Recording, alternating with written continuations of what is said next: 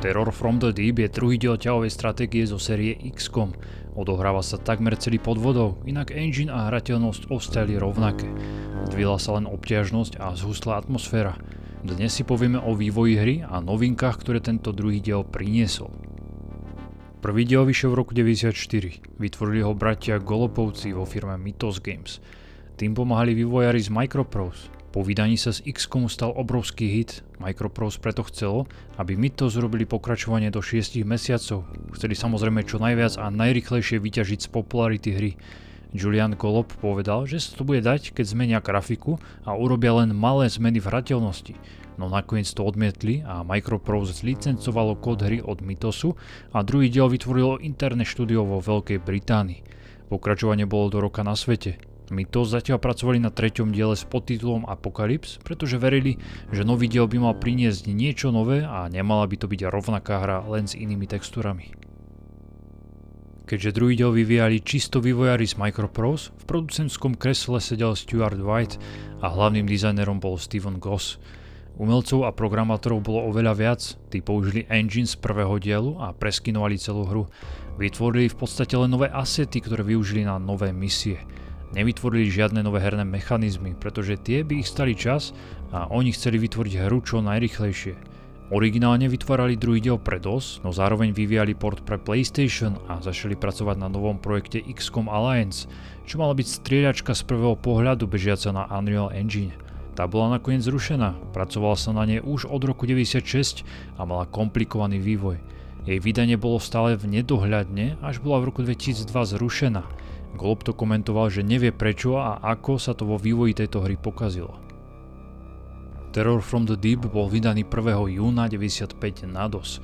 O rok neskôr bol portovaný aj na PlayStation a v tom istom roku vyšiel aj na Windows 95. V máji roku 2007 sa tento druhý diel dostal aj na Steam. Ja som hral vylepšenú PC verziu v OpenXCOM, podobne ako som hral aj prvý diel. Bol to skvelý zážitok aj dnes.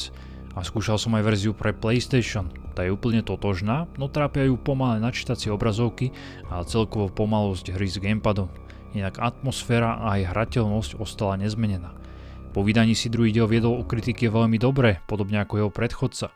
Z 21 recenzií dostal priemernú známku 85%. U nás ju v skore recenzoval Andrej Anastazov a udelil jej 91%. V leveli jej dal zase Jan Herodes pekných 85%. Časopis Riky a Ivan Líška ju ohodnotili na 92%. Najhoršie na tom bola v Excalibru, kde od Mrkvoslava Pitlíka dostala len 65%. Pre porovnanie, už predchádzajúcemu dielu dali len 71%, Dune 2 iba 74% a Warcraftu len 76%. Veľa ľudí vrátane Juliana Golopa kritizovalo druhý diel, že je príliš ťažký, levely sú príliš veľké a misie príliš dlhé. Ale obťažnosť kritizovali aj u prvého dielu. No tam bola kvôli jednému bugu hra príliš ľahká, preto druhý diel autori urobili o dosť ťažší. Do marca 1997 sa prvého a aj druhého dielu predalo vyše 1 000 000 kusov.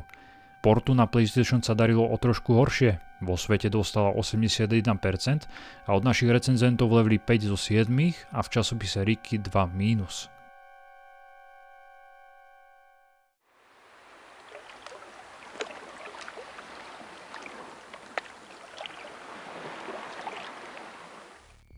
Autori vytvorili kompletne nový príbeh.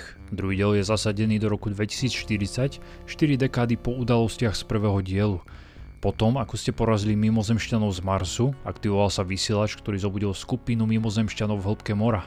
Tí spali milióny rokov, no teraz sa prebudili, aby zničili ľudstvo. Začali napadať nákladné lode, prístavy a unášali ľudí, aby na nich robili experimenty. Ľudstvo muselo znovu spustiť projekt na obranu Zeme, dať dokopy agentov, vedcov a inžinierov a započalo tak druhú vojnu proti mimozemšťanom. Tí majú v pláne zobudiť z hlbín morského dna najvyššieho vodcu. Keď sa zobudí, tak ho nikto nebude môcť zastaviť. Pripomenulo mi to Mythos Cthulhu a ako by sa autori inšpirovali Lovecraftom. Hudbu znovu vytvoril John Broomhall, no tentoraz mu pomáhal Alistair Brimble. Je ešte temnejšia a stiesnejšia a užíval som si ju. Pripomínala mi prvý Warcraft. Je tu veľa dlhých nízkych tónov a opakujúcich sa vysokých. Dokonale to umocňuje atmosféru podmorského boja proti agresívnym a nebezpečným mutantom. Terror from the Deep je hrateľnosťou úplne rovnaká hra ako prvý diel, len sú tu iné asety. Budete sa pohybovať hlavne po morskom dne namiesto súše a bojovať proti úplne iným mimozemšťanom. Vaše zbrane, ktoré ste si vyvinuli v prvom diele, vo vode nebudú fungovať, preto musíte vyvinúť úplne nové. Už na začiatku máte k dispozícii plynové kanóny a zbrane, ktoré vystreľujú šípy a harpúny. Dajú sa použiť len pod hladinou, na suchu nebudú fungovať. V prvom diele ste mali laserové či plazmové zbrane, tu budete mať gaussové či sonické. V prvom diele bol najsilnejšou zbraňou fúzny odpaľovač, tu je to disruptor. Tiež vystrelí raketku, ktorú môžete sami nasmerovať a poslať na nepriateľa. Oblasť výbuchu je obrovská. Na začiatku si treba vyselektovať vojakov a hrať len s tými s dobrou presnosťou. Tých, čo sú slepí, ani neberte, len vám budú zbytočne zavadzať. Neskôr odpadnú ďalší vojaci so slabou psionickou odolnosťou. Tých môžu nepriatelia ovládnuť, preto som sa ich hneď v ďalšej misii zbavil a nechal si v týme len tých najlepších strelcov s najlepšou odolnosťou. Nie je nič horšie, ako keď vám v kritickej situácii mimozemšťan začne ovládať vojaka a ten vám zabije celú posádku. Typy misií sú rôzne. Úplne najjednoduchšou je útok na nepriateľskú loď, ktorá pristála v mori. Tá sa nelíši od tej z prvého dielu, len tu budete v inom prostredí. Morské dno je vykreslené úžasne, efekty stúpajúcich bublín alebo striel sú urobené skvelo. Potom tu sú terror misie, tie som nemal rád, pretože sa odohrávajú hlavne v noci a sú extrémne ťažké. Budete v nich musieť ubraniť prístav, ostrov alebo nákladnú loď. Oslobodiť nákladnú loď je ťažké, pretože táto misia je rozdelená na dve časti. Potom tu je misia s artefaktom, ten musíte nájsť a zničiť. Je tu plno veľkých plávajúcich mozgov tentakulatov, ktorí si vás dajú na večeru a za ťah zlikvidujú polovicu vášho tímu.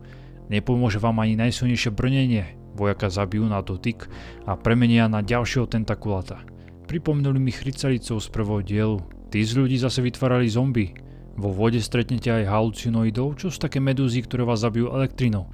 Z klasických humanoidných nepriateľov budete bojovať proti zeleným akvatoidom, Gillmanom, ktorí sa podobajú najviac na ľudí, prerasteným homárom, ktorí sú dosť odolní a je ťažký ich zabiť, jašterým tasotom, čo sú v podstate supervojaci a ďalším agresívnym monštrom ako Deep One.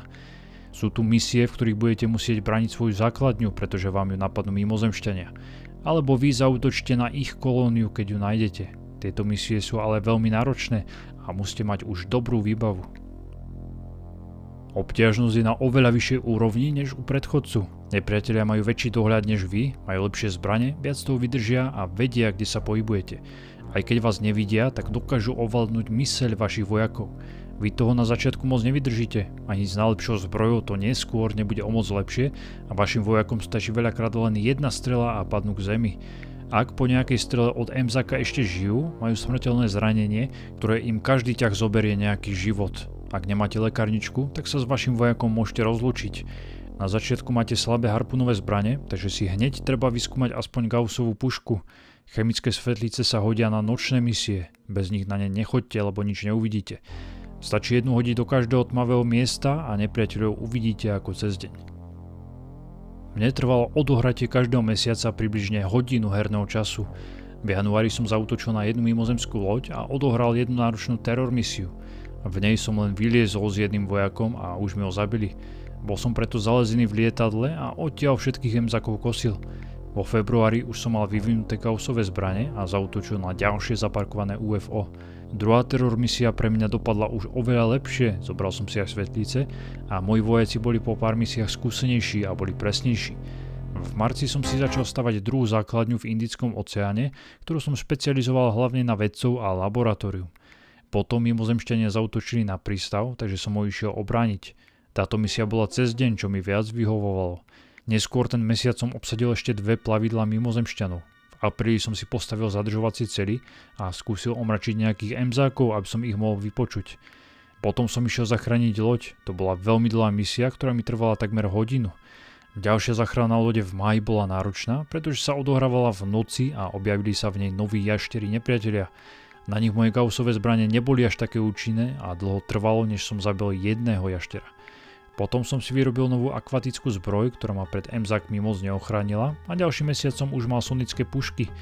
Keď som mal vycvičených vojakov, jeden ako prieskumník odhaľoval pozície mimozemšťanov vpredu a dvoch snajperov som mal vzadu na lietadle, ktorí všetko kosili. Terror from the Deep je skvelé pokračovanie XCOMu.